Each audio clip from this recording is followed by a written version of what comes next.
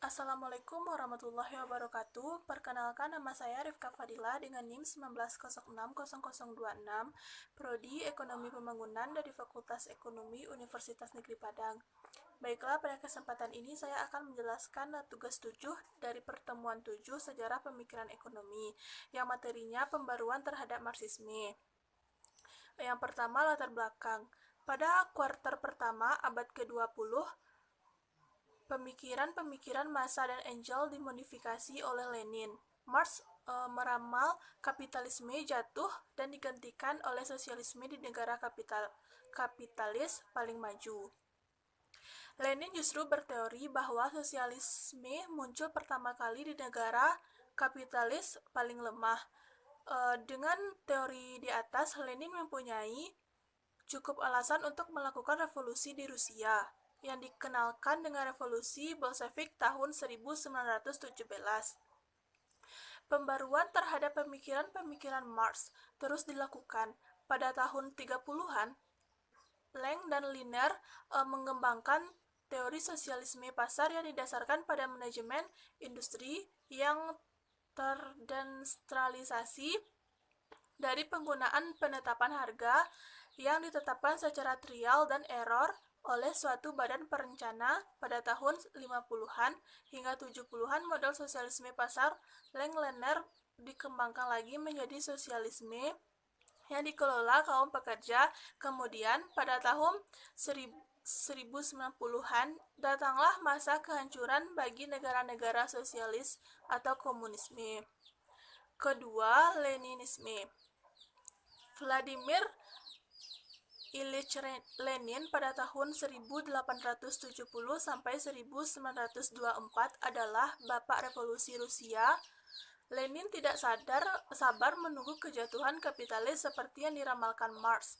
Daripada menunggu, ia berprinsip lebih baik mendirikan negara komunis pertama di Rusia. Maksud ini tercapai melalui revolusi Bolshevik pada tahun 1917. Yang satu, kapitalis monopoli dan imperialisme.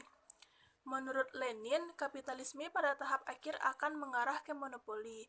Negara kapitalis monopoli akan didominasi oleh perusahaan-perusahaan raksasa.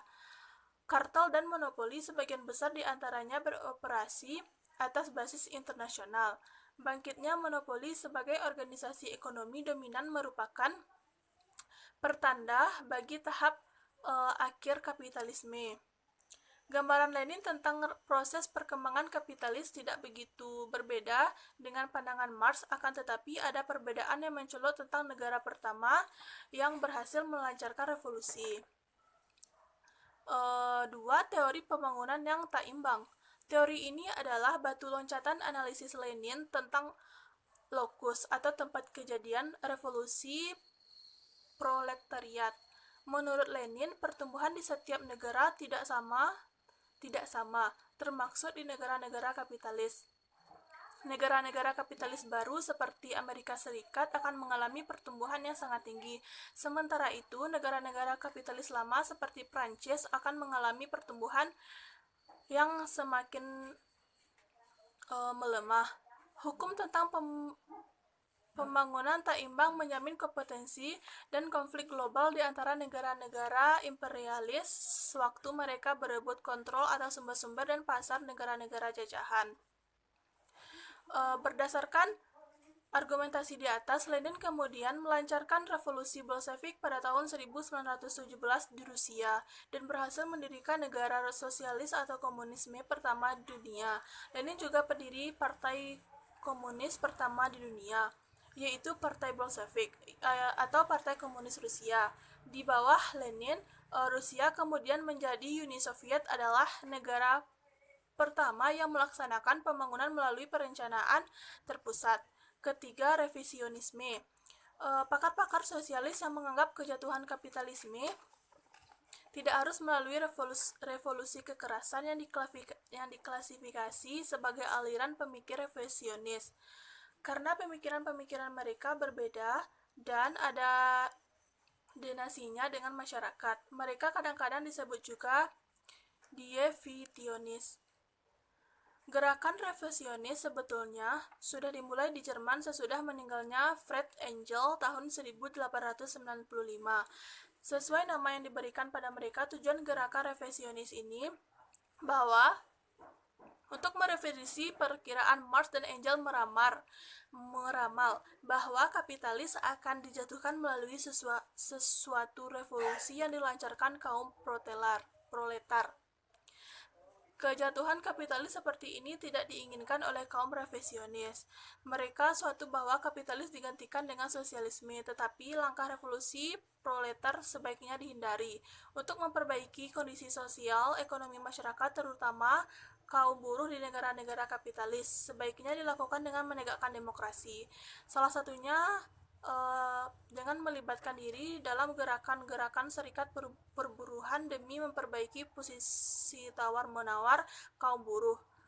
Tokoh-tokoh yang tergolong dalam revolusi cukup banyak. Beberapa di antaranya yang akan kita singgung pendapatnya adalah Bernstein, Tungan, Branoski, Kautsky, dan Luxemburg. Baiklah, materi yang keempat ada aliran kiri baru atau the New Left.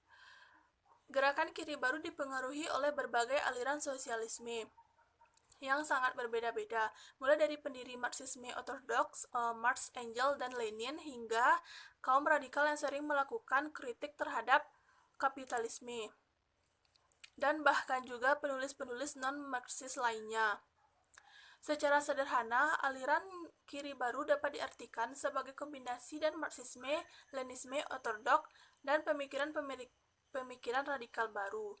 Secara keseluruhan, aliran kiri baru lebih dari sekedar kebangkitan kembali pemikiran-pemikiran Marxisme, akan tetapi dalam kenyataan berbeda dalam berbagai hal dan dari pemikiran-pemikiran kaum Marxisme ortodoks.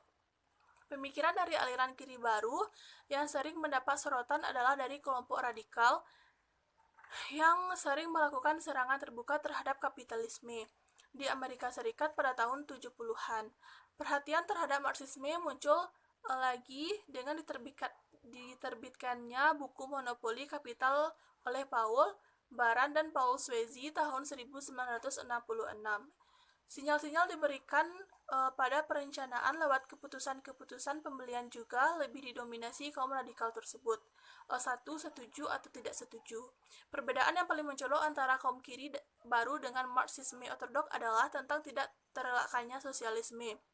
Kaum kiri baru setuju dengan kaum revisionisme bahwa kejatuhan kapitalisme bukan tak diterelakkan, bahkan kejatuhan tersebut tidak mesti harus terjadi. Mereka beranggapan demikian karena kelas pekerja di negara-negara kapitalis sudah terinteraksi ke dalam masyarakat kapitalis dan tidak bisa diharapkan untuk melaksanakan reformasi radikal. Fungsi ini hanya mungkin dilaksanakan oleh kaum terpelajar dan intelektual. Bagi kaum kiri baru, transformasi radikal bukan hanya untuk terelakkan, sebagaimana yang dipercaya Marx, tetapi kecil kemungkinan untuk terjadi. Kedua, kecaman terhadap kapitalisme kontemporer. Kecaman kaum kiri baru terhadap kapitalisme modern mirip dengan kritik-kritik yang dilontarkan Marx. Yang paling tidak mereka sukai dari kapitalisme ini adalah tidak seimbangnya distribusi kekuatan ekonomi dan politik dalam masyarakat kapitalisme. Bagi kaum kiri baru, terdapat hubungan sangat erat antara status ekonomi dengan kekuatan politik. Jika pendapatan tidak merata distribusinya, kekuatan politik juga tidak merata. Konflik kelas-kelas masyarakat harus dipandang sebagai konflik atas distribusi kekuatan politik. Ketiga, aliansi dan kualitas hidup. Di sini sumber utama aliansi ini adalah karena para buruh dipisahkan dari kontrol atas pekerjaan mereka. Kontrol tersebut dipegang oleh mereka yang mengontrol kapital dan teknologi. Materi yang kelima yaitu diskusi. Berdasarkan uraian di atas, dapat disimpulkan bahwa secara teoritis pemikiran Marx menarik, akan tetapi dalam pelaksanaannya banyak mengalami perubahan-perubahan dan modifikasi. Ramalan Marx itu sendiri banyak yang keliru. Yang jelas, ramalan Marx tentang tidak terelakkannya kejatuhan kapitalisme tidak pernah menjadi kenyataan. Memang pada tahun 1030-an, negara-negara maju mengalami depresi besar-besaran, tetapi depresi itu sendiri bisa diselamatkan. Depresi tersebut tidak sampai menimbulkan krisis yang akan menjatuhkan kapitalisme. Teori perjuangan kelas Marx juga dinilai kurang solid. Negara-negara kapitalis tidak ada perlakuan penguasa yang melampaui batas mengeksploitasi kaum buruh sebagaimana yang dikhawatirkan. Tingkat kehidupan buruh di negara-negara kapitalisme jauh lebih baik dibanding pendapatan rata-rata bentuk masyarakat manapun. Sekian materi dari saya. Assalamualaikum warahmatullahi wabarakatuh.